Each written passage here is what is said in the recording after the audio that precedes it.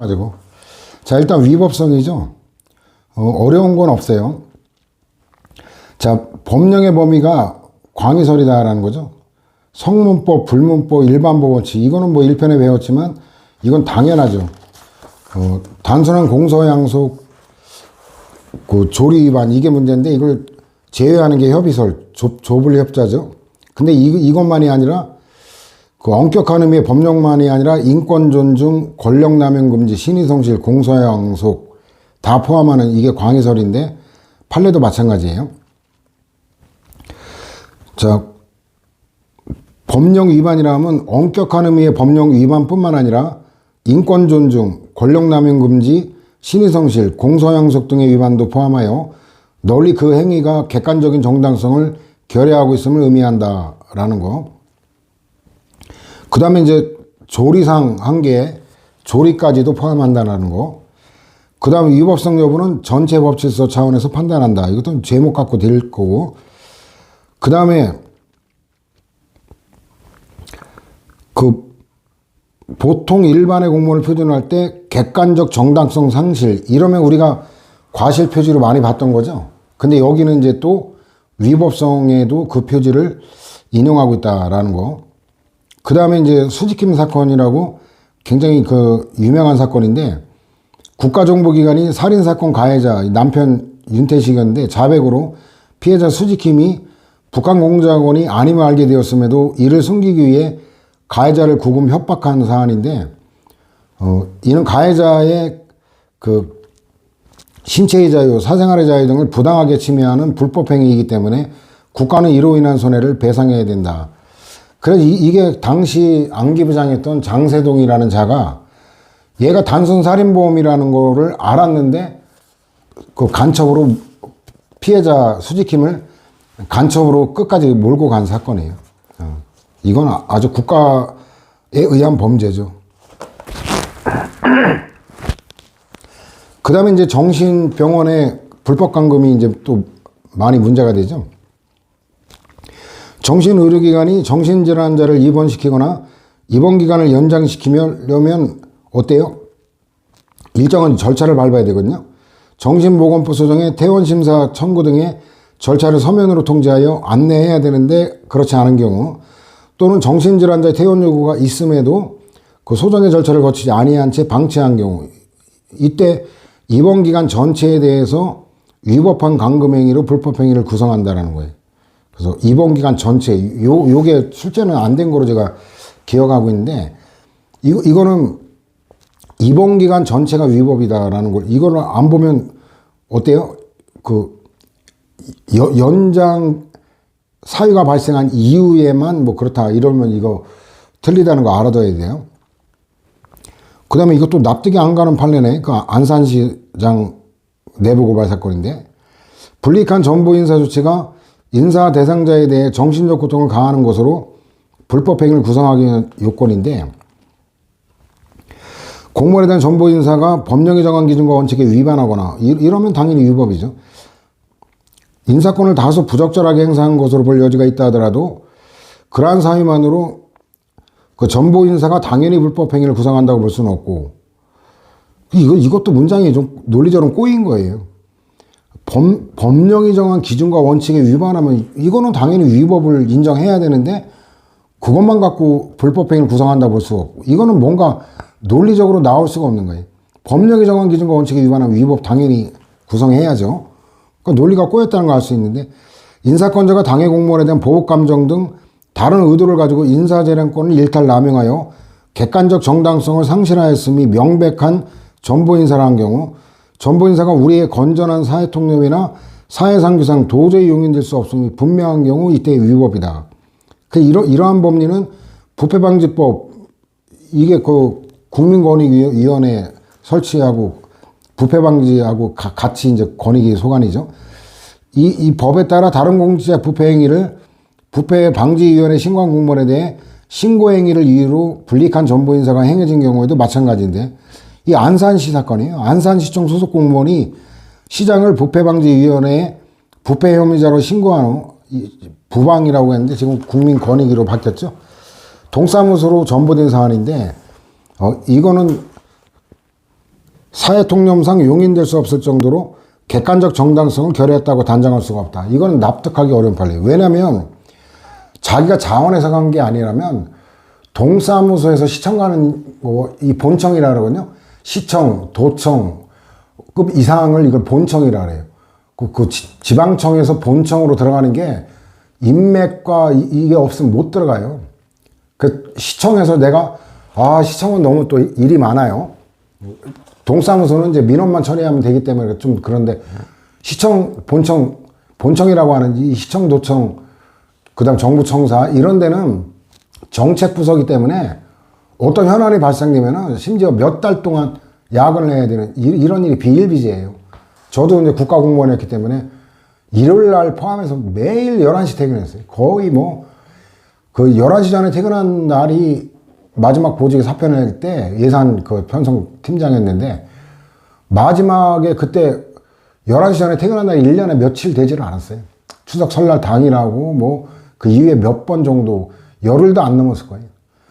그렇게 바빠요. 그렇기 때문에 지겹다 내가 좀 한직으로 가겠다. 자원에서 가면 몰라도 동사무소에서 같은 계급이라 하더라도 본청으로 가면 영전이라고 그래요. 영전. 그 계급이 올라가면 진급 승진이라고 말하는 거고 계급은 그대로 있는데 한직에서 요직으로 바뀌는 거 영전이라고 그러는데 이건 좌천이에요. 좌천. 이 대법관 정신 나간 놈들이지. 그리고 항상 이런 게 그렇거든요. 항상 이런 거 직장 내 괴롭힘 이 금지 조항이 근로기준법에 얼마 전에 개정되면서 신설됐는데 이런 경우에 신고하면 어때요? 예외 없이 뺑뺑이 인사죠. 몇 달 단위로 막 여기저기 돌려요. 그것도 어때요? 집은 서울인데 저쪽 인천, 수원 이런 데로 막 돌려요. 출퇴근 2시간 넘는 데로. 그래 놓고 항상 하는 소리가 뭐예요? 우리는 그 정기적인 인사 원칙에 따라 한 거지. 그 직장 내 괴롭힘 그거 신고했다고 그렇게 보복 조치한 게 아니다. 당연히 이렇게 나와요. 아니 이걸 그대로 순진하게 믿어준 거예요? 이건 공직사회에서 좌천이라고 보는 사안인데 정신 나가. 대법관 병신 같은 놈, 대법관은 어디 좌천될 것도 없구만. 자, 정신 나간 놈들이. 그 다음에 이거는 조금 안 보면은 좀 착각할 수가 있어요. 같은 여자끼리인데 뭐가 부끄럽냐? 이렇게 접근하면 그럴 수도 있는데. 자, 자신 또는 타인에게 신체적 위해를 가할 만한 특이한 증상을 보인 적이 없었고 그 당일에도 자진 출석하여 조사에 응해했던 점, 팬티를 벗고 가운을 입도록 한 다음 손으로 그 위를 두드리는 방식으로 한 신체 검사는 원고에게 수치심을 느끼게 했을 거고 남자 경찰관들이 없는 곳에서 같은 여자죠. 여경에 의해 행해졌다 하더라도 이는 공무원이 직무집행함에 있어 적정성 및 피해 최소성 그 다음에 가행금지 원칙을 위배하여 신체의 자유를 침해했다. 이건 같은 여자끼리 뭐가 부끄럽냐, 목욕도 같이 해도 되는데 그렇게 생각할 수도 있기 때문에 이건 좀 헷갈릴 수 있다. 모르겠어요. 근데 남자들하고 문화가 또 다르기 때문에 남자들은 목욕탕 같이 가서 서로 뻘거벗고 이거 때밀어주고 하는 거 아무렇지도 않게 생각하거든요. 근데 여성들은 아주 친한 친구나 가족이 아니고서는 그 낯선 여자에게 알몸 보이는 것도 좀 굉장히 꺼리는 그런 문화가 있다고 한번 그 전에 제자한테 들은 적이 있는데 그럴 수 있을 거예요. 아마 그런 특성을 고려한 것 같은데. 그 다음에 재량에 맡겨진 권한을 불행사한 거, 부작위. 이건 계속 봤던 페이지죠. 그래서, 근데 여기는, 이건 완전히 잘못된 판례인데, 권한을 행사하지 아니한 게 직무상 의무를 위반하여 위법한 거로 된 경우에는 특별한 사정이 없는 과실도 인정된다. 이거 웃기잖아요. 좀 전에 봤잖아요. 위법성과 과실은 별개의 요건이기 때문에 각각 별개로 따져야 된다. 근데 여기는 하나 충족하면 다른 것도 된다. 이거는 정신 나간 판례인데 사실관계 보면 그 미니컵 젤리로 인한 제식의 위험을 인식하거나 예견하기 어려웠던 사정 등을 종합하면 식품의약품안전청장 등이 미니컵 젤리의 수입, 유통 등을 금지하거나 그 기준과 규격, 표시 등을 강화하고 그에 필요한 검사 등을 실시하지 않았다고 해서 위법이라고 보기 어렵고 과실이 있다고 할 수도 없다. 당시에는 이제 이게 인식이 안 됐던 그때였기 때문에.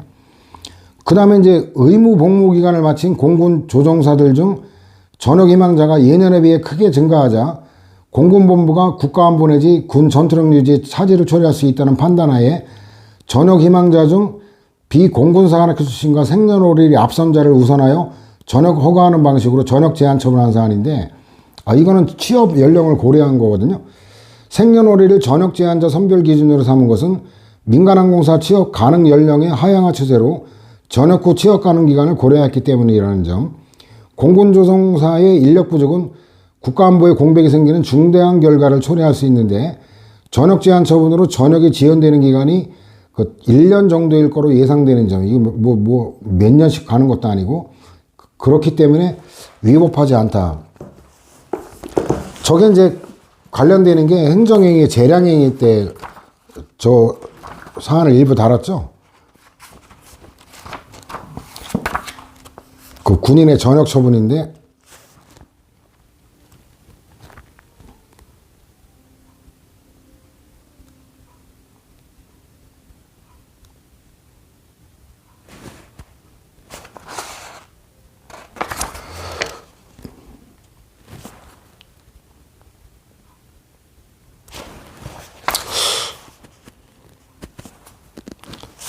이게 그 2-49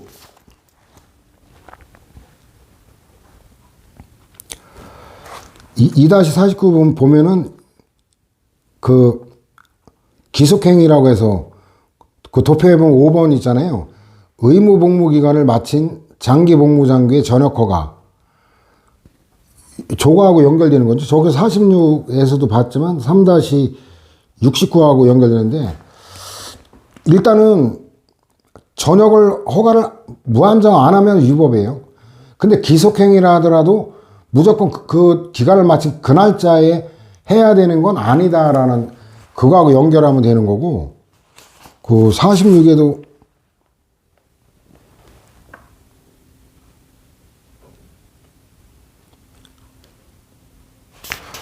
그런 내용이 나오고, 46의 관련 판례 밑에 보면 1번 그 기속행위인데도 그 필요한 한도 내에서 전역일을 조정하는 등 조치를 그 정도는 할 수 있다는 거예요.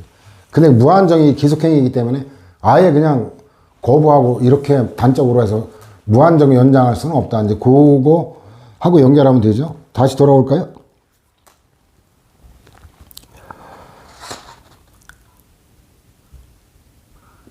그래서 그 다음 판례도 전역권자는 장기복무 장교의 의무복무 기간이 종료되더라도 자체적으로 인력 수급 사정을 참작하여 그 장교가 원에 의한 전액 의사 표시를 하지 않는 한 복무 기간을 연장하여 지속적으로 근무하게 할 수 있다. 한 걸음 더 나아간 판례죠. 그 다음에 이제 그 변호사 사건인데, 법무법인 소속 변호사 갑의 지시로 법무법인 직원 을이 구금진 피의자 병의 변호인 선임서를 경찰서에 제시하며 체포영장에 대한 등산 신청을 했지만 담당 경찰관 정이 변호사가 직접 와서 신청하라 이러면서 등산을 거부하자 국가배상 청구한 건데, 이거 거부가 그 위법이라고 봤죠. 그 다음에 지적공부, 땅에 관한 공적 장부를 얘기하는데, 소유자 기재가 없는 미등기 토지에 관해서 국가가 국가 명의의 소유권 보존 등기를 마치자 토지를 사정받은 갑의 상속인들이 국가를 상대로 불법 행위했다는 손해배상을 구한 사안인데, 국가가 토지의 진정한 소유자가 따로 있음을 알았다는 등의 특별한 사정이 없는 한 토지 사정 명의인 또는 상속인에 대한 관계에서 이건 불법 행위가 성립되지 않는다. 이건 몰랐기 때문에 그런 거죠.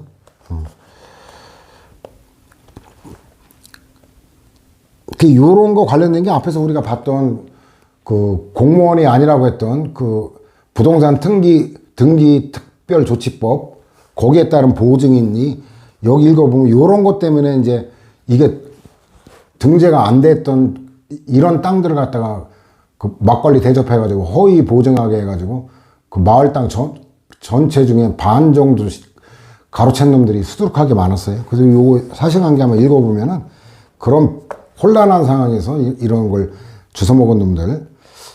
자, 그 다음에 행정청의 처분 여부 결정의 자체로 국가배상 책임이 성립하기 위한 요건인데, 이거는 이제 전에 없던 게 판시된 거라 줄줄이 요새 출제가 되고 있죠. 자, 행정청의 처분을 구하는 신청에 대해 상당한 기간 처분 여부 결정이 지체되었다고 해서 곧바로 공무원의 고의 또는 과실에 의해 불법 행위를 구성한다고 단정할 수 없다. 이것도 배경지식은 뭐냐면, 법률에 어떤 뭐 민원사무든 뭐든 처리 기간이 돼 있어도 또 그 다음에 뭐 판결을 언제까지 내야 된다 이런 게 있어도 대부분 뭐라 그랬어요? 그거는 훈시 규정이다. 안 지켜도 그만이다. 그 배경을 깔고 있는 거예요. 같은 논리가. 그 다음 행정처분의 담당 공무원이 보통 일반의 공무원을 표준화해 볼 때 객관적 주의 의무를 결하여 처분 여부 결정을 지체함으로써 객관적 정당성을 상실했다고 인정될 정도. 이거 뒤에 건 똑같기 때문에 그 앞에 바로 단정할 수는 없다라는 거. 그거 음미하면 될 거고. 그 다음에 그 상시적 거라 읽고 없어요. 그냥 부담 없이 보면 될 거고. 뭐 종합적으로 고려 뭐 어쩌고 그런 계통이라. 그 다음 판례 보면은 그 공무원 수당에 관한 규정인데, 성과 상여금 지급 대상 교육 공무원으로서 그 적용을 받는 교원에는 기간제 교원은 포함되지 않는다. 이게 이제 배경으로 깔린 거고, 그 다음에 이제 그러기 때문에 교육부 장관이 갑등을 비롯한 그 국공립학교 기간제 교원을 그 성과 상여금 지급 대상에 제외하는 거, 이거는 불법 행위가 아니다라고 연결되는 거예요. 그래가지고 그 저 앞에 판례, 위에 판례는 출제될 논점은 아니에요. 저건 행정법 논점이 아니라 그 노동법 논점이기 때문에. 근데 그걸 알아야 결론이 쉽기 때문에 제가 소개를 한 거예요. 그 다음에 정부에 대한 비판 자체를 원천적으로 배제하려는 공권력의 행사의 정당성을 인정할 수 없다. 원천적으로 배제하면 그렇죠. 근데 일단 허용했다가 삭제한 이 사건이거든. 해군 사건인데, 그 정부의 정책에 대하여 정적인 반대 의사를 표시하는 거, 이건 표현의 자유잖아요. 헌법이 보장하는 정치적 자유의 가장 핵심적인 부분이다. 자신의 정치적 생각을 집회와 시위를 통해 설파하거나 서명 운동 등을 통해 자신과 의견이 같은 세력을 규합해 나가는 것은 국가의 안전에 대한 위협이 아니라 우리 헌법의 근본 이념인 자유민주적 기본질서의 핵심적인 보장 영역에 속한다. 이게 헌법 논점들이죠. 정부에 대한 비판에 대하여 합리적인 홍보와 설득으로 대처하는 게 아니라 비판 자체를 원천적으로 배제하려는 공권력의 행사는 대한민국 헌법이 예정하고 있는 자유민주적 기본질서에 부합하지 아니하므로 정당성을 인정할 수 없다. 그래가지고 이제 구체적인 사례가 나오죠. 국가기관이 자신이 관리 운영하는 홈페이지에 게시된 글에 대해, 이게 일반론이지 이건, 정부의 정책에 찬성 또는 반대하는 내용인지에 따라 선별적으로 삭제 여부를 결정하는 것은 허용되지 않는다. 일단 일반론인데 구체적 사례에서는 그 해군본부 사건이었죠. 해군 홈페이지 자유 게시판에 게시된 제주 해군기지 건설사업에 반대하는 취지의 항의글 100여 건을 삭제하는 조치를 취하자 항의글을 게시한 갑등이 국가를 상대로 손해배상을 구한 사안인데, 이거 그 객관적 정당성을 상실할 정도는 아니다라는 건데, 논거의 핵심이 요지에 보면 네 번째 줄, 반대 의견을 표출하는 항의 시의 1차적 목적은 달성되었고, 일단은 홈페이지에 게시하는 걸 일단 허용했고, 현행법상 국가기관으로 하여금 인터넷 공간에서 항의 시의 결과물인 게시글을 영구히 또는 일정 기간 보존해야 될 의무를 부과하는 규정은 없다라는 거예요. 이거는 제가 볼 때는 이 제주 강정마을 해군기지 사건인데, 이거 굉장히 판례 많죠. 그 환경 영향평가 관련되는 그 논점도 있고 대형 판례인데 이게. 근데 포섭이 잘 안 돼요. 왜냐면 그 위에 판단 기준이 뭐라 그랬어요? 정부 정책에 찬성 또는 반대하는 내용인지에 따라 선별적으로 삭제 여부를 결정하는 거 안 된다고 해놓고 결국 이건 반대하는 항의글만 삭제한 거잖아요. 그거 정신 나간 거죠. 그러면 저 위법이라고 인정해야죠. 저 위에 판단 기준에 그대로 포섭이 딱 되잖아요. 여기는 항의글만 삭제하는 거였단 말이에요. 사실관계가. 그럼 이건 포섭 과정의 오류죠. 이거는 대법관이라도 엉터리 판례라고 봐야죠. 그래서 이런 거는 외워야 됩니다. 포섭이 안 되잖아요, 논리적으로. 그죠? 그런, 여러분들이 그런 면에서 여기서 뭔가 자연스럽지 않다는 걸 느꼈다면 여러분들이 부분적인 논점에서나마 대법관보다 논리적 사고 능력이 더 뛰어날 정도로 여러분들이 성장했다라고 평가해도 부족하지 않습니다. 대법관이라고 뭐 무조건 논리적인 건 아니에요. 아니 여기에 뭐 일정한 기간이 지난 거를 반대하는 글이든 찬성하는 거든 다 같이 일률적으로 삭제했다면 얘기는 달라지죠. 근데 그게 아니잖아요. 그럼 포섭이 딱 되는 거잖아요. 항의글만 삭제했으니까 안 된다라는 결론에 딱 포섭이 되니까 위법이 돼야죠. 근데 적법이라고 하니까 외워야죠. 결과 위법과 행위 위법인데 이거는 뭐 말도 안 되는 거고, 그 행위 위법설, 이거 행위가 위법이냐 아니냐 판단 표지라는 거고, 상대적 위법성설은 여러 가지를 다 고려한다 그거예요. 그래가지고 이제 판례도 기본적으로 행위 위법설의 입장이죠. 형법도 마찬가지예요. 형법도 행위 위법설이 형법의 범죄의 기본이에요. 따라서 우리가 양벌 규정, 쌍벌 규정 봤지만 형법상으로는 어때요? 행위 불법설이기 때문에 법인에 대한 처벌은 법인은 범죄 능력이 없다라고 하는 거예요. 왜냐면 법인은 관념적 존재이지 자기가 직접 행위할 수 있는 실체는 아니잖아요. 논리 일관되는 거고, 우리는 이제 행정법의 특수성상 벌금 정도, 뭐 법인에 대해서 징역형을 살 수는 없잖아요. 그러니까 법인에 대해서 벌금 정도는 특수성상 가능하지 않냐, 이제 이렇게 수정하는 거고, 그것도 잠깐 기억을 환기시키는 거고, 판례도 기본적으로 행위 위법설이라 그랬죠. 그래서 공무원의 그 직무집행이 법령이 정한 요건과 절차에 따라 이루어진 것이라면 특별한 사정이 없는 한 이는 법령에 적합한 것이고, 그 과정에서 개인의 권리가 침해되는 일이 있다고 하여 법령 적합성이 곧바로 부정되는 건 아닌데, 이것도 손해 발생이라는 요건하고 위법 적법 여부는 별개의 요건이다. 고의가실도 그렇고 그거 알면 되는 거고, 그 다음에 상대적 위법성설을 취한 판례 있다, 이 정도 결론만 알아주면 돼요. 그렇게 이런 게 나올 때 알아보면 돼요. 원인이나 행정처분의 발동에 대한 피해자 측의 관여 유무 정도, 손해 정도 등, 자 이거예요. 뭐 어려울 것도. 재반 사정을 종합하여. 근데 아까 행위 위법설은 뭐예요? 공무원의 직무 집행이 그랬잖아요. 직무 집행은 행위잖아요. 행위. 자, 그 다음에 이제 구체적으로 나눠보면은 행위 자체가 위반한 거죠. 행위 자체가. 그 대부분이 여기에 들어가죠. 대부분이. 한센병. 이건 나병. 한자로 하면 나병. 아주 굉장히 부정적인 어감으로 쓰는 게 문둥병이라고 그러죠. 그래가지고 이거 뭐 어때요? 뭐 강제 임신 중절까지 하고, 이거는 뭐 돼지 중성화, 고양이 중성화 시키는 거랑 똑같은 짓거리를 한 거예요. 이게 아이슈비츠나 뭐가 달라요? 참, 이게 우리나라 참 부끄러운 현대사. 그래가지고 뭐 일부 우익도 아니죠. 우익은 뭐 얼어지고 우고의 수구 꼴통 내지는 극우 쓰레기 같은 놈들이 대한민국의 이 부정적인 거 자꾸 왜 꺼내느냐. 자꾸 이게 자학사관이다. 그 쪽발이들이 먼저 주장했던 거예요. 자학사관. 그래요? 아니, 이미 벌어진 일을 갖다 어떻게 은폐해요?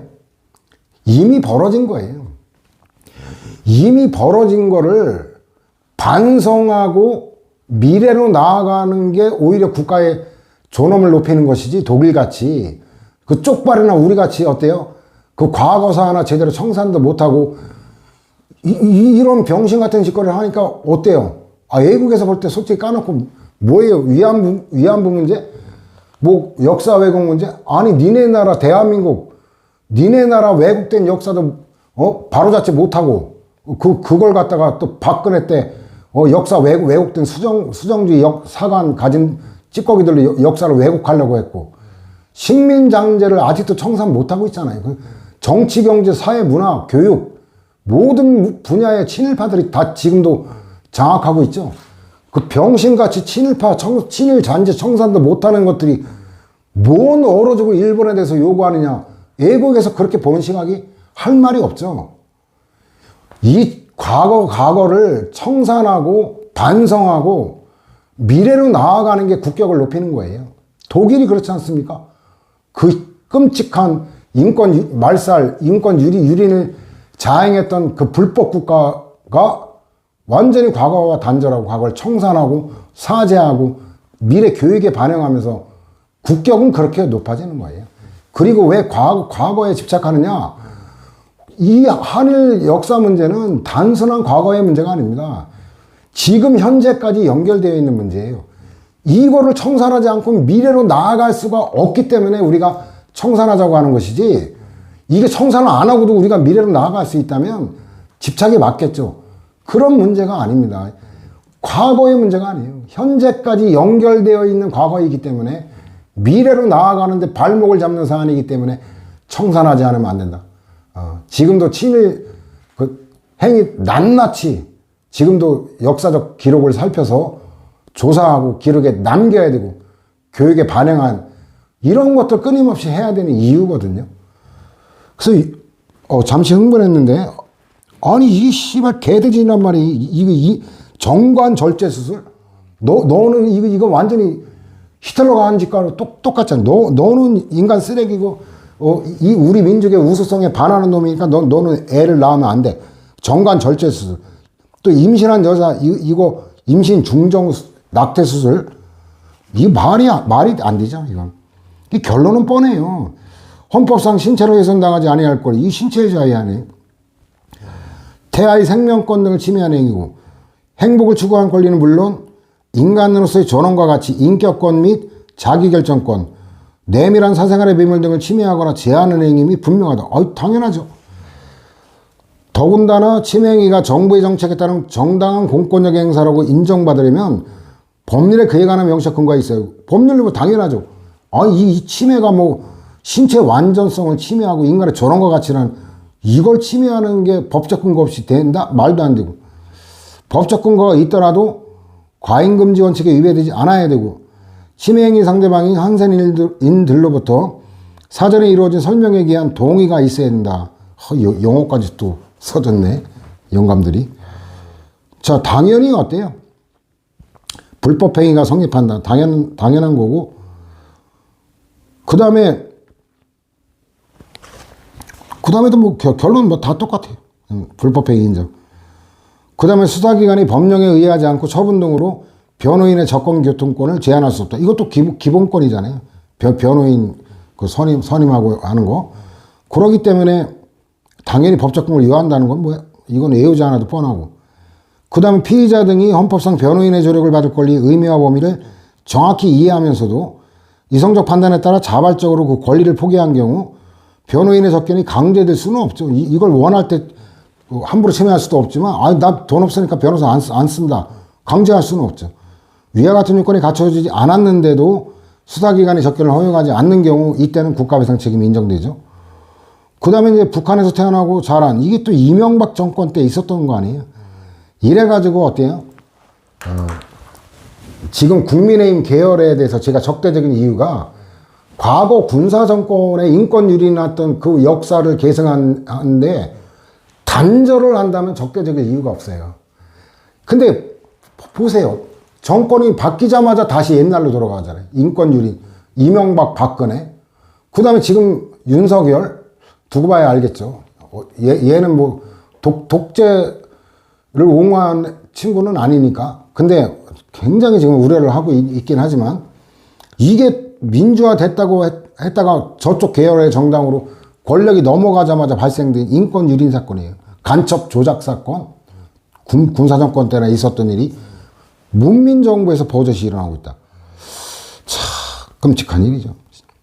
북한에서 태어나고 자란 중국 국적의 화교인 갑, 이게 이제 그 유성이 간첩으로 몰렸는데 그 여동생 유가려죠, 유가려. 유성도 결국 승소했고 여동생 사건도 승소했어요. 대한민국에 입국하는 국가정보원장이, 이 새끼 그 원숭이 같은 생긴 새끼인데,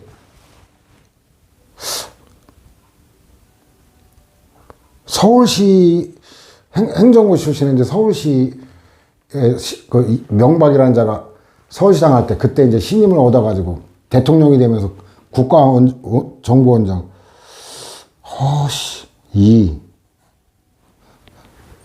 그놈일 때 벌어진 일인데, 어쨌든. 그래가지고, 그 국가정보원장이 임시보호시설인 중앙합동신문센터에 수용되어 조사를 받았는데, 변호인은 을 등이 갑에 대한 변호인 선임을 의뢰받고 9차례 걸쳐 갑에 대한 변호인 접견을 신청했으나 국가정보원장과 국가정보원 소속 수사관이 을 등의 접견 신청을 모두 불허한 거, 당연히 국가배상 인정. 그 다음에 이것도 환지에 관한 용어만 알면 되게 쉬워요. 그 구획정리사업의 시행자가 사유지에 대해서 환지를 지정하지 아니하고 청산금도 지급하지 아니하는 내용으로 환지계획을 작성하여 그 계획이 인가 고시됨으로써 토지 소유권을 상실시킨 거 당연히 손해배상 책임이죠. 왜냐면 이건 뭐냐면 그 재개발 재건축은 공용 황권이라고 해서 도시개발 사업이에요. 그 건물까지 포함되는 거. 근데 이 환지는 그 농촌 이런데 농촌의 농지와 산, 임야 이런 걸 평탄화 시켜가지고 도시 개발하는 거. 아까 그 재개발 재건축이 공용 한건이고 이 농촌을 도시로 개발하는 게 이제 도시개발 사업인데 토지 변환이잖아요. 옛날 땅의 소유권을 상실시키고 새로운 환지에 새로운 소유권을 권리를 이전시키는 거예요. 근데 이걸 이전시키지도 않고 환지 처분도 안 하고 그럼 청산금 돈으로 물어줘야 되는데 돈도 안 물어주고 소유권을 상실시키면 이거 날강도죠. 당연히 이거 인정하는 건데 이거 옛날부터 판례가 몇 개 있었어요. 근데 최신 판례로 대체한 거예요. 피의자가 소년 등 사회적 약자인 경우 수사기관은 수사과정 중 피의자의 방어권 행사에 불이익이 발생하지 않도록 더욱 세심하게 배려할 직무상 의무를 부담하고 상식이죠. 그 울산광역시 그 집단 윤관당한 그 여중생 경우도 그 마찬가지였죠. 나이가 어린 뭐 이런 표현 당연한 상식이잖아요. 수사기관이 고의 또는 과실로 직무상 의무를 위반하여 피의자 신문조서를 작성함으로써 피의자의 방어권이 실질적으로 침해되면 당연히 국가배상이 인정되겠죠. 결론은 너무나 상식적인 거기 때문에 다행이다. 그 다음에 그 행위 자체가 아니라 그 방법의 위법인데 이걸 일일이 뭐 방법이냐 뭐냐 나눌 이유는 없어요. 여러분들은 그냥 논리적으로 이렇게 세분화한 것 뿐인데 여러분들은 그것까지 신경 쓸 건 없고 그냥 각각의 결론하고 판단표지 뭐 그런 것만 알아두면 돼. 경찰관이 교통법규 등을 위반하고 도주하는 차량을 순찰차로 추적하는 직무를 집행하는 도중에 그 도주 차량의 주행에 의해 제3자가 손해를 입었다. 그러면 가해자가 저 추적당한 놈이지 혐의자지 경찰관의 추적행위가 위법이라고 할 수는 없죠. 당연히 적법한 공무집행 아니에요. 그죠? 그 핵심을 보면은 경찰관이 교통법규 등을 위반하고 도주하는 차량을 순찰차로 추적하는 직무를 집행하는 중에 도주 차량의 주행에 의해 제3자가 손해를 입었다. 그럼 도주 차량의 주행에 의해 손해가 발생한 거지 인과관계라는 면에 봐도 순찰차 때문에 그런 건 아니잖아요. 그 추적이 당해 직무 목적을 수행하는 데 불필요하다거나 도주 차량의 도주의 태양 및 도로교통 상황 등으로부터 예측되는 피해 발생의 구체적 위험성의 유무 및 내용에 비춰 추적의 개시나 계속 혹은 추적의 방법이 상당하지 않다는 등의 특별한 사정이 없으면 위법이라고 할 수 없다. 납득할 수 있죠. 그 다음에 이제 직무상 의무 위반, 뭐 판례 없는 건 가볍게 봅니다. 행정규칙 위반, 이거는 위법이 아니다는 거 법규상 부정되니까 2편에서 배운 거죠. 주류적 판례인데 예외가 있긴 한데 주류적 판례는 법령에 위반하여란 일반적으로 위법 행위를 말하는 것이고 단순한 행정적인 내부 규칙, 이게 바로 행정규칙이잖아요. 여기에 위반하는 것을 포함하지 아니한다. 그 다음 마찬가지죠. 대적 구속력이 없으니까 그 공무원의 조치가 행정규칙에 적합한지 여부에 따라 적법력을 판단할 수 없고 얘 무시하고 상위 법령 갖고 따진다는 거죠. 이건 뭐 더 제가 설명 안 해도 알죠. 그 다음에도 마찬가지. 그 다음 재량행위인데 뭐 다 예외적으로 일탈 남용일 때 위법이 된다는 이것도 뭐 일반론은 알고 있죠. 그래도 현저하게 불합리 이런 계통이고 그 다음 구체적 사실관계에 가는 거 대학 수능에 있어 반올림에 의한 소수점 폐지 정책과 그에 따라 반올림된 점수를 대학에 통보하는 이거는 재량범위 내다라는 거. 그 다음에 그 식약청장이 권한을 행사하자는 거. 이것도 미니컵 젤리 사건인데 이것도 뭐 아까도 관련된 사건 봤죠? 부정했던 사건이고 부작위에 관한 건 뭐 이미 직무행위에서 받고 특별한 논의가 있다. 수익적 행정처분의 위법인데 이거는 수익적인 게 원칙적으로는 이익이 되는 거니까 위법이 아닌데 예외적인 거. 그래서 요게 그 최근에 출제가 좀 자주 되고 있어요. 자, 바로 요지로 가면 수익적 행정처분은 성질상 특별한 사정이 없는 한 처분이 이루어지는 게 신청인의 이익에 부합하죠. 법규상 제한은 공공의 이익을 위한 거라 법규상의 제한 사유가 없는 한 원칙적으로 허용할 게 요청되고, 그래서 밑으로 세 번째 내려가면 객관적으로 보아 그 행위로 인해 신청인이 손해를 입게 될 것임이 분명하다고 할 수 있어 신청인을 위해서도 당해행정처분을 거부할 게 요구되는 경우에 요거를 눈에 익혀놔야 돼요. 자, 그 다음엔 최신 판례에서 또 이제 전에 판시하지 않았던 걸 추가했죠. 자, 공무원이 신청인의 목적 달성에 필요한 안내나 배려 등을 하지 않았다는 사정만으로 직무집행에서 위법한 행위를 한 거라고 볼 수 없다. 이거는 그 판례 사안하고 똑같은 건지 몰라도 아까 경주 보훈지청의 공무원이 저리에 대부자금 안내 안 한 거, 그죠? 그거 봤었죠? 그걸 떠올리면 돼요. 근데 그게 저 사건하고 같은 사건인지 잘 모르겠네. 연도가 2012년, 2017년. 아, 그건 다른 거네. 그거 49회 있었죠? 49회. 사안은 다른 사안이네. 그 49회 맨 밑에 3번 판례 그거잖아요. 그 저리의 대부제도 이용 안내를 안 한 거 인정할 수 없다. 그 같은 맥락이다. 그 다음에 아시아 주식회사에 아시아나하고 또 다르죠. 아시아나가 주식회사 이름이 아시아나인가? 아니, 워낙 이런 양아치 기업들에 관심이 없어가지고.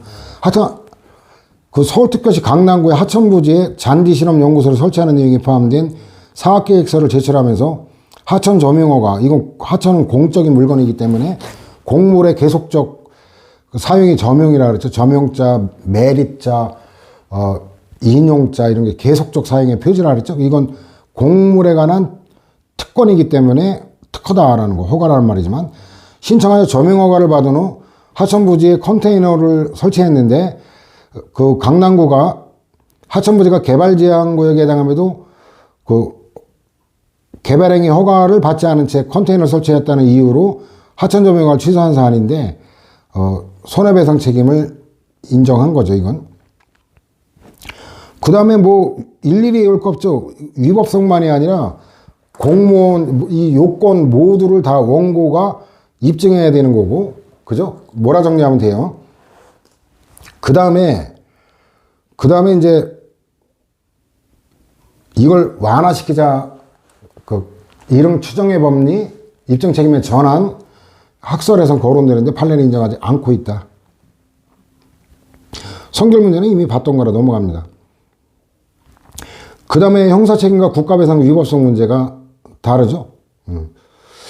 그 형법에는 기본적으로 불법과 위법을 나누거든요. 불법은 이제 객관적인 거고 위법은 구체적인 거고 이렇게 해서 나는 아주 기본적인 마인드가 자체가 달라요. 그리고 여러분들은 그렇게 뭐 복잡하게 안 가더라도 형사 책임과 국가배상 책임은 전혀 별개의 책임이다. 상식 갖고 접근하면 되죠.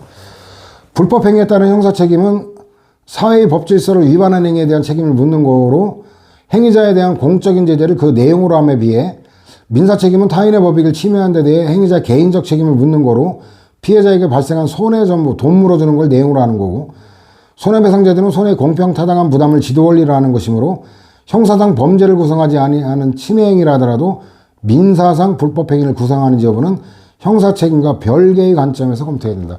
그러니까 그 형법상 구성요건 해당성, 위법성, 책임성 거기에는 위법성이 인정이 안 돼서 무죄 판결이 났더라도 이 국가배상과 관련해서 위법은 인정될 수 있다는 건 별개라는 거고. 타인에 대한 손해발생인데 이 타인에 관한 게 이제 군인 등의 특례라는 또 대형 논점이 있거든요. 그래서 조금 부진적 연대 채무란, 그걸 보기 전에, 최신 판례들 보충자료 잠깐 볼까요? 22번 판례인데 이건 기존 입장의 재확인이죠.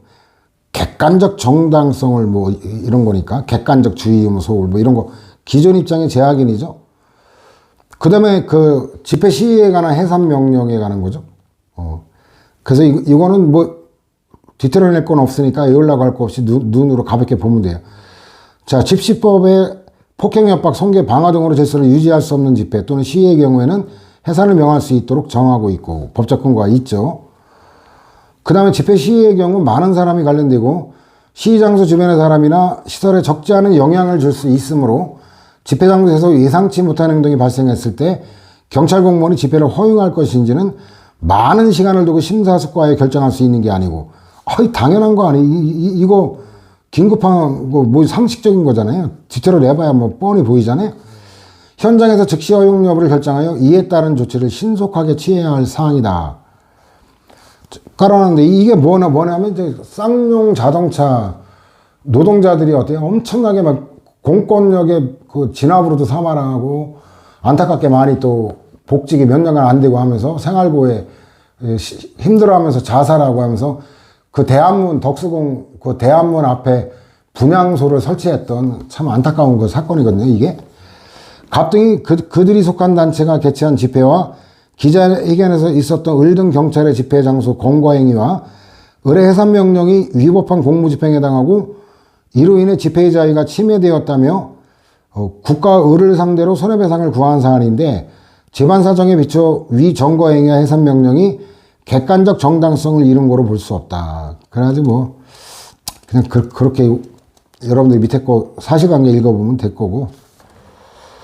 그 다음에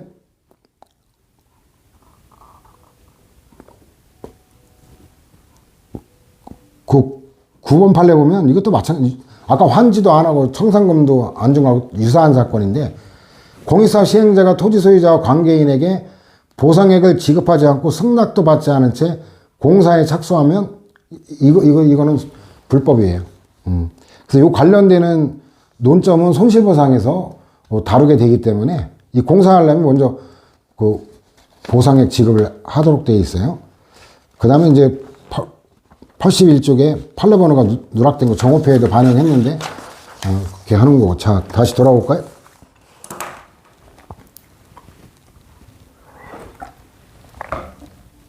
자, 일단 타인인데 그 공무원이라도 일단 가해 공무원 빼고는 다 타인에 들어가요. 자해는 법인 불문하고 동일한 기간에 근무하는지 아닌지도 관계없어요. 그래서 공무원도 원칙적으로는 될 수 있다. 근데 문제는 뭐냐면 군인 등의 경우는 특례가 있어요. 이게 37에서 인용했던 건데, 자, 일단 헌법에 보면 전투훈련 등 직무집행과 관련하여, 그런데 옛날 국가배상법은 헌법에 전투훈련 등이라고 제한을 가했는데 옛날에는 국방 또는 치안유지의 목적성 사용하는 시설 및 자동차, 함선, 항공기, 기타 운반기구 한 이것까지 추가해가지고 논란이 뜨거웠어요. 그래가지고 이거를 개정하면서 헌법하고 똑같이 또 바꿔놨어요. 전투훈련 등 직무집행과 관련하여. 근데 이게 문제가 뭐냐면 이 등을 어떻게 해석할 거냐인데 전투훈련 등은 뭐예요? 국어만 제대로 배웠더라도 전투훈련과 이제 등으로 연결되는 거는 이에 유사한, 준하는 것, 이거의 예시 조항이거든요, 이게. 그렇지 않고 전투훈련 등이 아니라 전투훈련 및 이래놓고 끊어놓고 직무집행과 관련하면 전투훈련 이외의 것도 포함한다는 게 명백한 거예요. 국어만 제대로 했어도 전투훈련 등이면 전투훈련과 유사한 기타 이렇게 해석하는 게 순리인데 요 국어 독해 능력이 떨어지는 멍청한 대법관이 희한한 판결 내리면서 계속 줄줄이 지금도 그 입장을 유지하고 있는데 이런 대법관들은 강제 격리해가지고 국어 강제 교육을 3달 정도 시켜야 돼요. 멍청한 새끼들이 국어도 못하는 새끼들이 어떻게 대법관이 돼가지고 병신 같은 것들이. 아 이거는 진짜 옛날에 다카키 마사오 유신헌법에 개정하면서 이게 그 3공화국 헌법에는 61년 헌법에는 그 위헌 심판기관이 대법원이었고 이 조항이 대법원에서 위헌 판결을 났던 거예요. 위헌 판결을 났던 이거를 갖다가 다카키 마사오라는 새끼가 유신 쿠데타 일으키면서 유신헌법에 그 위헌 결정된 내용을 갖다가 헌법에 박아놓은 거예요. 그러면 그 다카키 마사오가 도살된 이후에 다시 옛날로 돌아갔어야 되는데 지금까지 남아있는데 이걸 갖다가 한심하게 해석을 하고 있단 말이에요. 이거는 진짜 부끄러운 거예요. 자, 그래서 일단은 뭐 입법 목적 개소리죠. 개소리. 그 위헌 부담이 매우 높은 직무에 종사하는 공무원이 직무집행과 관련하여 받은 손해에 대해서는 사회보장적 성격의 국가보상제도에 따른 보상만으로 족하다. 별도로 그것과 경합되기 쉬운 국가배상 청구권을 인정할 필요가 없다. 참. 이중배상 금지다. 개 풀 뜯어먹는 소리 하지 말라 그래. 제가 군생활할 때 불행하게도 제 소대는 아니었는데 그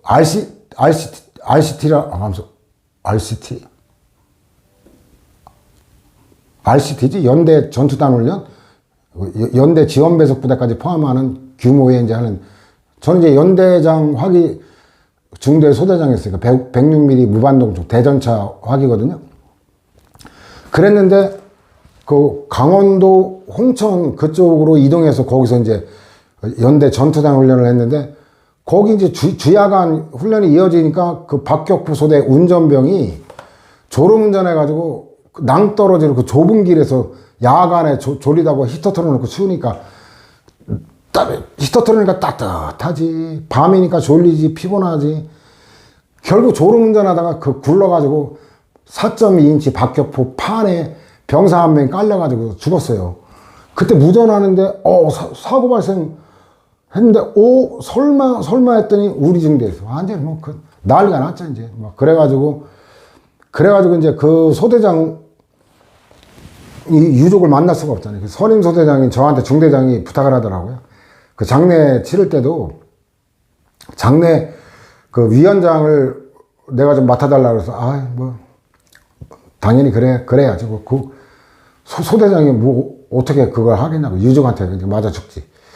그래가지고 그때 교육을 철저히 시켰거든요. 병사들 조총 훈련도 시키면서 우리는 죄인이다. 무조건 우리는 저항하지 않는다. 유족이 때리면 맞고 유족이 욕하면 듣고 우리는 저항하지 않는다. 철저하게 교육시켰죠. 다리가 부러지는 한 있더라도 우리는 공격적으로 저항해서는 안 된다. 절대. 그랬는데 결국 이제 장례를 유족 참 대단하신 분이에요. 자식을 잃었는데도 부대에 누를 끼쳐 죄송하다고 사과를 하는 거 보고 가슴이 참 미어지는 줄 알았는데 근데 왜 이런 얘기를 했냐? 그때 보상금 나온 게 얼마인 줄 알아요? 66만 원인가 밖에 안 나왔어요. 그게 정당한 보상이라고? 그거 받아먹었으니까 국가배상, 이중배상이니까 받아서는 안 된다고? 지 자식 새끼 한번 뒤졌다고 한번 생각해 보세요. 객값밖에 안 나오는 거 아니야? 객값보다 덜 나올래나? 이걸 갖고 이중배상이다? 이런 개 같은 새끼들, 개만도 못한 새끼들이죠. 그래가지고 사단 간부들 있잖아요. 하사 이상부터 계급별로 다 할당해가지고 그래서 돈 모아가지고 1억 넘게 만들어준 거지. 국가에서 물어준 공식적인 게 66만 원이에요. 66만 원. 이 쓰레기 같은 놈들. 그 현실을 알고 얘기하는 거예요. 이중배상 금지 규정 자체가 위헌이라는 게 이거는 성립될 수는 없어요. 어찌됐든 헌법에 있는 걸 위헌이라고 할 수 없죠. 그래서 옛날에 연역상 아까 얘기했죠. 박정희 정권 시절에 헌법에 위반된다 대법원 이렇게 내렸지만 그 이후에 유신헌법부터 헌법에 규정된 건데 위헌 법률 심판제도는 있어도 위헌 헌법 재판제도는 없잖아요. 그러니까 헌재는 위반되지 아니한다고 할 수밖에 없죠. 자, 일단 여기서 음미할 문장이 몇 개 있어요. 이 위헌 법률 그 심판 대상의 법률이라고 하면 국회 의결을 거쳐 제정된 이른바 형식적 의미의 법률을 의미하므로 헌법의 개별 규정 자체는 헌법소원에 의한 위헌심사 대상이 아니다. 어쩔 수 없죠. 자, 음미할게. 이념적 논리적으로는 헌법규범 상호간의 우애를 인정할 수 있다. 예를 들어 헌법 10조의 인간의 존엄과 가치는 헌법 최고 조항이죠. 나머지 기본권은 인간의 존엄과 가치를 구체화시키기 위한 하위 기본권이에요. 바로 이게 이념적 논리적. 그런데 헌법규범 상호간의 우열은 추상적 가치규범의 규칙에 따른 거로 헌법의 통일적 해석에 있어서 유용할 것이지만 헌법의 어느 특정 규정이 다른 규정의 효력을 전면적으로 부인할 수 있을 정도의 이 효력상의 차등은 인정 안 하는 거예요. 그 이념적 논리적 우열이 인정. 그러나 효력상의 우열은 인정 안 합니다. 자, 저런 표현을 익혀야 되는 거고. 자, 일단 보면은 일단 일정한 공무원이에요. 이것도 나눠서 외워야 돼요. 헌법에 명시적 규정이 있냐 없냐? 군인 공무원, 경찰 공무원까지는 명시되어 있어요. 향토 예비군 대원은 국가배상법에 추가했어요. 그래가지고 어때요? 그래가지고 이게 위헌이냐? 향토 예비군은 헌법에 없는 걸 추가했으니까 그래가지고 이제 논란이 되는데, 자, 왼쪽에 위에 도표로 다시 가볼까요? 헌법 뭐라고 되어 있나? 군인, 군무원, 경찰 공무원 딱 끄는 게 아니라 기타 법률이 정하는 자가, 이러니까 그 이외에도 헌법에서 길을 열어놨기 때문에 위헌은 될 수가 없죠. 자, 그래서 인정사례 예비군 당연히 뭐 이건 위헌이 될 수, 전투경찰, 의무경찰 다 되고, 부정사례 공익근무위원은 얘는 군인도 아니고 아무것도 아니에요. 군인도 아니고 전투경찰도 아니고 경찰도 아니고 군무원도 아니고 아무것도 아니지. 그러니까 이거는 그냥 해석이 돼요. 근데 운이 좋았어요. 현역병으로 입영했는데 교도소 경비교도로 전임 임용된 자 어때요? 그럼 현역을 면했고 군인도 아니고 군무원도 아니고 경찰도 아니고 경비교도니까 이건 뭐 법률 내용만 알면은 이건 뭐 해석이 저절로 되는 거예요. 그 다음에 이제 전투훈련 등 직무집행 관련해. 직무집행. 다른 거 갖고 판단하지 않는다. 이것도 포섭이 되기 때문에 어렵지 않아요. 전사 순직 또는 공상을 입었을 것. 그 직무수행과 관련하여 피해를 입게 되는지 여부에 따라 가려져야 되는 거지. 법률 문장 그대로. 징계권 또는 훈계권의 한계를 넘어 불법 행위를 구성하는지 여부는 순직 여부 판단하는데 직접 관계가 없다는 거예요. 이거 위법, 적법은 별개의 요건이지 이 순직 여부하고는 관계없다. 이거 계속 훈련하죠. 고의가실과 위법은 별개다. 고의가실과 위법성과 손해발생도 별개다. 뭐 다 그 연장이죠. 경찰서 지서 숙직실 이거는 전투훈련에 관련된 시설이라고 볼 수 없다. 이거는 나와서는 안 될 판례인데 저는 이 판례를 비판하지 않아요. 왜냐하면 자 78페이지 다시 돌아가 볼까요? 법률에 분명히 뭐라고 되어 있어요? 국가배상법 위에 도표 보면 국방 또는 치안유지 목적상 사용하는 시설 어때요? 경찰서 숙직실은 치안유지 목적상 사용하는 시설 아니에요? 그런데도 이 자체가 헌법 조항 자체가 독소 조항이기 때문에 이 제한적으로 해석을 한 거예요. 경찰서 내에 있지만 숙직실은 잠자는 거지 뭐 치안유지 목적과는 직접 관계가 없는 거 아니냐. 근데 그 해석 요하에 따라서는 아니 숙직을 왜 해요? 치안유지 목적상 필요해서 숙직하는 거 아니에요? 그러니까 형식적인 논리로만 치면은 이건 나와서는 안 되는 판례인데 오히려 어때요? 그걸 전투훈련에 관련된 거로 제한하는 해석을 한 거예요. 이게 법률에는 위반됐지만 오히려 실질적 논리로는 훨씬 설득력 있는 이 판례였단 말이에요. 근데 최근에 전원합의체가 이걸 뒤집어 버렸어요. 아, 전원합의체가 아니었구나. 이런 젠장. 전원합의체도 안 했는데 이런 개 같은 판례를 낸 거네. 이게 이제 그 경찰 공무원이 낙석, 위험지역, 도로 순찰 중에 사망 사건이에요. 그 바위가 안타깝게 순찰차를 덮쳐가지고 이건 전투도 아니고 훈련도 아니고 그게 준하는 것도 아니니까 국가배상 인정해야 되는 거 아니냐? 아니라는 거예요. 대법원은. 전투훈련만이 아니라 준하는 것만이 아니라 일반적인 직무행위도 여기 포함된다? 야, 병신들 진짜. 자, 일단 한번 보면 뭐 종전에 전투훈련 기타에서 기타가 등으로 바뀌었는데 통상적으로 기타와 등은 같은 의미다. 이건 맞아요. 이건 맞죠. 개정 과정에서 국가등의 면책을 종전보다 제한하려는 내용의 당초 개정안이 헌법의 규정에 반한다는 등의 이유로 이 사건 면책 조항으로 수정이 이루어져 국회를 통과한 점. 이건 이건 이렇게만 볼 수 없어요. 왜냐면 헌법에 그 조항대로 똑같이 된 거잖아요. 그 이렇게 해석할 이유는 좀 설득력이 없고, 보험급여금 등은 사회보장적 성격을 가질 뿐만 아니라 국가를 위한 공헌이나 희생에 대한 응분의 예우를 베푸는 것으로서 불법 행위로 인한 손해를 전부하는 데 목적이 있는 손해배상 제도와는 그 취지나 목적을 달리하지만 실질적으로는 사고를 당한 피해자 또는 유족의 금전적 손실을 메운다는 점에서 배상과 유사한 기능을 수행하는 측면에 있으면 부인할 수 없다? 맞아요. 근데 문제는 금액이 국가배상 인정되는 게 금액이 훨씬 많습니다. 예. 그래, 저건 형식 논리예요. 예. 그리고 아까도 얘기했잖아요. 등이라고 하는 거는 그 유사한 준하는 걸에만 쓸 수 있는 거지 전혀 뚱딴지 같은 거에 등에 들어갈 수가 없는 거예요. 국어적 해석으로. 정신 나간 거지. 그 다음에 이제 또 본인 또는 유족이 다른 법령에 따른 이제 다른 법령에 해당하는 여부가 이제 논점인데, 재해보상금, 유족연금, 상해연금 등의 보상을 지급받을 수 있을 것인데, 이 손해배상에 준하는 거에 되고 전혀 다를 때는 적용이 안 된다는 건데, 뭐 그렇다 그러고 판례로 넘어가면 일단 별도의 국가배상 받을 수 없으면 단서가 적용되지 않으면 국가배상 인정. 이거 천만다행이죠. 다른 법령에 해당 여부인데 어쨌든 국가유공자, 전투훈련이 국가유공자 관련되잖아요. 군인연금법, 군인은 뭐 명문 규정이 있잖아요. 자, 이러니까 얘는 특별 규정이죠. 그러니까 국가배상 안 돼요. 근데 공무원연금법은 이건 다르잖아요. 군인연금법하고. 그러니까 공무원연금법 나오면 이거는 특별 규정 아니다라고 일단 되게 쉬워요. 그 다음에 군인연금법, 근데 이건 웃겨요. 망인에게 군인연금법상의 유족에 해당하는 사람이 없는 경우에도 단사가 적용된다. 정신 나간 건데, 요거 보충 자리에 판례번호 빠져가지고 해놓은 건데, 정신 나간 거 아니에요? 그 유족에 해당하는 사람이 없으면 보상을 지급받을 수 있을 것 요건은 충족이 안 되잖아요? 해괴망측한 판례고. 그 다음에 이제, 다행이에요. 상위 정도가 부상이에요, 부상. 다친 정도가 상위 등급에 해당하지 않았어요. 해당됐으면 큰일 날 뻔했어요. 여기에 해당됐으면 쥐꼬리만큼 받고 끝날 건데 해당하지 않았어요. 다행히 그래서 국가배상이 가능해요. 그 다음에 국가유공자 여기 신청했다 인과관계가 없어서 공상공경요건에 해당하지 않는다는 이유로 비해당 결정 통보를 받고, 근데 이거는 어때요? 비해당 통보를 받았고로 이거 끝난 게 아니죠.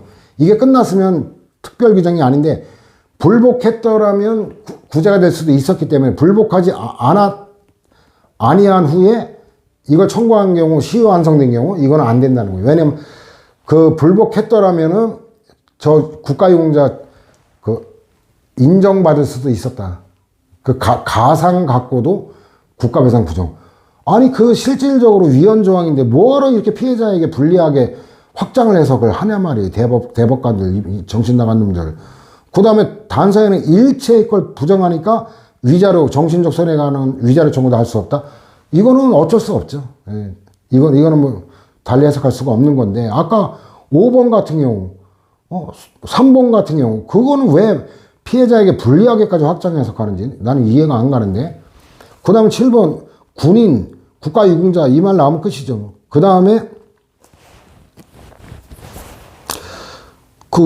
이게 순서에 관한 건데, 일단 먼저 국가배상법에 따라 손해배상금을 지급받은 다음 보험금은 지급 청구하는 경우, 이때 국가배상법에 따라 손해배상을 받았다는 이유로 지급을 거부할 수 없다. 자체로 거부할 수는 없어요. 근데 감액할 수는 있는 건데, 그 다음에 이제 9번, 10번, 11번이 결국 어때요? 일반적인 그 직무행위도 거기 요건에 충족된다라는 거 연장이에요. 업무용 자동차 종합보험계약의 관용차 면책 약관은 구린 등의 피해자가 다른 법령에 의해 보상을 지급받을 수 있어 국가나 지방자치단체가 국가배상법 이 단서에 따라 손해배상책임 부담하지 않는 경우에 하나여 적용된다라는 거. 그래가지고 이 단서가 특례조항이잖아요. 특례조항이 있으면 그럼 국가는 무조건 책임 안 진다는 거예요. 그래가지고 이제 이것도 해석이 가능하죠. 공무원연금법에 따라 공무상 요양비 지급. 이거는 공무원연금법은 특별 규정이 아니라는 거 기존 입장하고 똑같죠. 해당하지 않는다는 거고. 그 다음에 이제 그 상해를 입은 군인이 전역하거나 퇴직하지 않은 경우, 이러면 이제 저 요건이 충족이 안 되잖아요.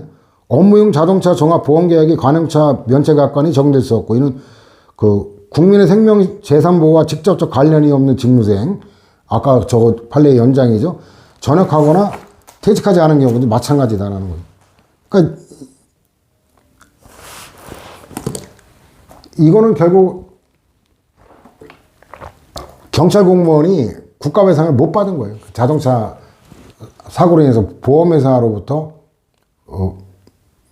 받을 수가 없다는 얘기예요. 그 다음에 이제 공동불법행위 관련되는 게 이게 이제 조금 어려운 쟁점인데,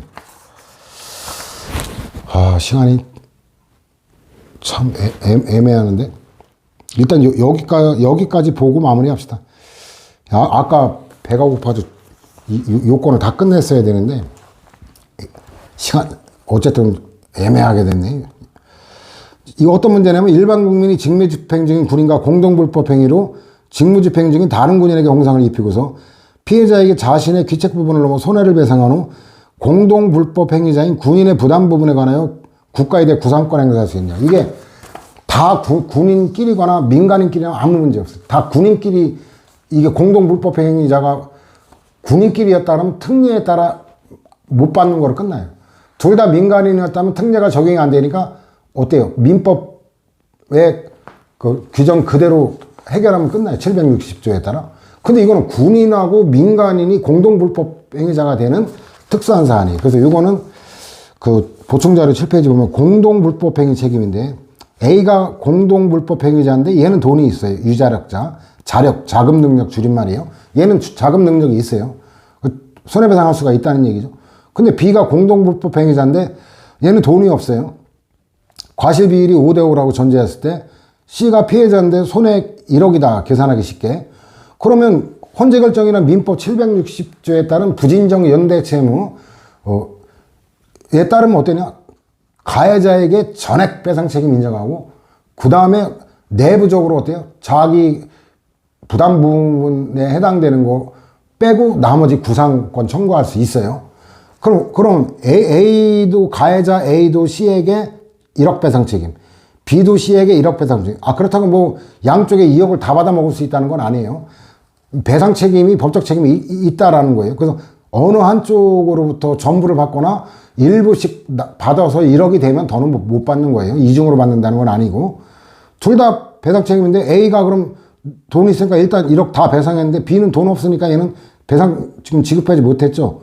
그럼 이제 피해자는 전액 배상받고 끝났어요. 피해자는 빠지는 거예요. 이제 가해자끼리 이제 야, 우리 둘이 좀 조용히 얘기 좀 하자. 우리만의 얘기가 있다. 그리고 5천만 원, 야, 네 것까지 내가 5천만 원 물어줬으니까 돈 토해내라. 이게 바로 구상 문제예요. 근데 어때? 나 알다시피 돈 없다. 재수없네. 가해자가 위험부담을 초래하고 손해보는 거예요. 이게 정의로운가요? 불법행위 책임은 가해자를 보호하려는 거예요. 피해자를 보호하려는 거예요. 상식적으로. 피해자의 돈이라도 구제를 해주겠다. 피해자를 보호하는 제도 아니? 이게 정상적인 법 해석이죠. 대법원 보세요. 이 정신 나간 놈들. 일부 배상 책임 구상권 부정? 그럼 어떤 결과가 돼요? A도 과실비율에 따라 5천만 원만, B도 5천만 원만. 근데 A는 돈 있으니까 얘는 5천만 원 배상했죠. B는 배상 못했죠. 그럼 결국 어떻게 돼요? 구상 문제는 발생 안 하죠. 대신 물어줬을 때 네 거 대신 물어준 거 토해내라. 이게 구상인데 대신 물어준 게 없으면 구상 문제 발생 안 하죠. 피해자가 5천만 원 손해보는 거예요. 이게 제대로 된 법 해석이에요. 정신 나간 법 해석이죠. 자, 그래서 헌재 보면 한정위원이라는 결론은 뭐 행정법에서는 관계 없고, 법률을 어떻게 해석하는 한 위원이다.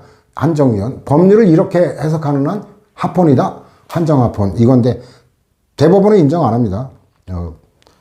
법률의 해석 권한은 사법부의 전속적 권한이다. 해서 헌재가 그런 권한이 없다 해서 치받아버리고 무시해버리는데, 자, 그래 국가배상법 단서 중 군인에 관련되는 부분을 일반 국민이 직무집행 중인 군인과의 공동불법행위로 직무집행 중인 다른 군인에게 공상을 입혀 그 피해자에게 공동의 불법행위로 인한 손해를 배상한 다음 공동 불법 행위자인 군인의 부담 부분에 관하여 국가에 대하여 구상권을 행사하는 걸 허용하지 않는다고 해석한다면 이는 위 단서 규정의 헌법상 근거 규정인 헌법 29조가 구상권 행사를 배제하지 아니하는데도 그죠? 대외적인 배상 책임만 부정한 거지 내부적인 것까지 배제하지 아니하는데도 이를 배제하는 걸로 해석하는 것으로서 합리적인 이유 없이 일반 국민을 국가에 대하여 지나치게 차별하는 경우에 해당하니까 헌법 11조 평등어치 29조 국가배상청구권 위반 또 23조 1항 재산권 37조 2항 과잉금지 원칙에도 위반 그랬더니 뭐라고 그래요? 이 과정이 있어요. 치받아 버렸어요. 그건 헌법 논점이라 여기다 안 실어놨는데 그 삼봉 초판에는 그것까지 실어놨거든요. 우리한테 출제될 건 아니라 하더라도 흐름을 이해하기 위해서 대법원에 치받았어요. 법원을 구속하지 않는다. 위헌 결정과 헌법 불합치 결정과 달리 그러니까 어때요? 헌재가 그걸 다시 치받았어요. 뭐라고? 원래 법원의 재판은 헌법 소원의 대상이 아닌데 예외적으로 헌법재판소가 한정이나 위헌 결정을 내린 거에 위배되는 대법원 판결은 헌법 소원의 대상이 된다고 대법원 판결을 취소해버렸어요. 골 때리죠? 그 취소가 됐을까요? 일단 취소는 했는데 대법원 개 풀 뜯어먹는다. 헌재 결정 무시하고 있죠. 이거는 헌법 개정으로 통일을 해야 될 사안입니다. 이거는 대법원의 입장을 나는 찬성할 수가 없어요. 헌법 해석기관하고 법률 해석기관이 충돌하면 당연히 법 단계 구조의 원리상 헌법 해석기관이 내린 법률 해석에 구속돼야 된다고 저는 그게 논리적이라고 생각합니다. 그래서 어쨌든 그래 그 치받아놓고 최근 전원합의체 판결 개 뚱딴지 같은 판결을 내는 거예요. 헌재 결정 난 그 인정할 수 없다 이지랄 해가지고 더군다나 전원합의체에서 나쁜 새끼들. 그 내부적인 관계에서 부담해야 될 부분을 제외한 나머지 자신의 부담 부분에 한하여 손해배상 의무를 부담하고 한편 국가 등에 대하여는 귀책 부분의 구상을 청구할 수 없다. 이건 뭐 날벼락 맞는 거죠.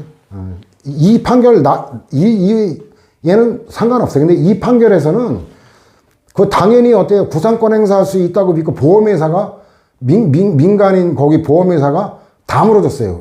요 군인 공무원에게 다 물어주고 국가에 구상권 청구했는데 구상권 행사할 수 없다. 너 그 왜 그랬어? 네 것만 물어주지 왜 오지랖도 넓게 남의 것까지 다 물어줬어? 그 국가에 구상권 행사할 수 없다. 그럼 어떻게 되는 거예요? 그러면 이제 그 피해 군인이 보험회사로부터 전액받은 것 중에 어때요? 다 토해내야 되는 거예요. 부당이득 반환으로. 그런 납득할 수 없는 결론이 나오는 거예요. 좀 찜찜하긴 한데 요건을 다 못 끝내긴 했는데 여기서 마무리합시다. 수고 많았습니다.